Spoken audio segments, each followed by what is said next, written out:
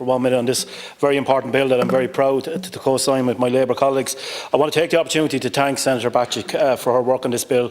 Once again, she is promoting women's health in this country and identifying the many failures we have with regard to the health of women, and once again introducing a bill to assist women at one of the most difficult times in their life, a time when many women should not feel alone, and a time when couples should be able to support one another without having to worry about how the bill is going to be paid. I also want to acknowledge, as others have done, the contribution of my colleague Senator Marie Sherlock and indeed Senator Seanad Éireann this evening. The human story is always important, Caoirleach, and I hope that the story of the two senators and their contributions tonight will give hope and indeed solace to those that are going through this most difficult stage in their lives, and to let them know that they are not alone. And as Senator Seanad Éireann says, it is important to know that there is somebody there if they want somebody to talk to, and only if they want somebody to talk to.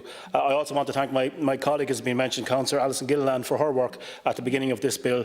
Sadly, we know that 1 in 5 pregnancies ends in miscarriages, accounting for 14,000 women in this country.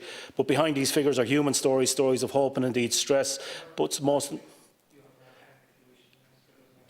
Thank you very much. I'll slow down some, Minister. Thanks very much. Yeah, I thought it was in an All-Ireland final with me there, like, that he's coming up against me. But most importantly, Irish women and men. You would have to bring that up once again. I'll go back and say, sadly, we know that in every 5 pregnancies ends in miscarriages, accounting for 14,000 women in this country.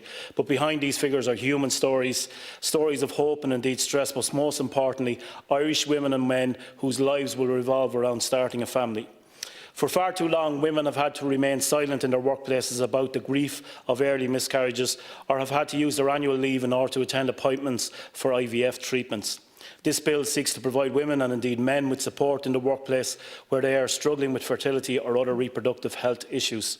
This bill is about recognising that behind the miscarriage statistics are hopes and dreams lost through pregnancy loss, but most importantly, it's about real change, as has been said, in the workplace, where this country finally begins to recognise the importance of women in our workplace and the fact that such a bill will assist them, and so many of them, when they need this assistance most. Thank you, Minister.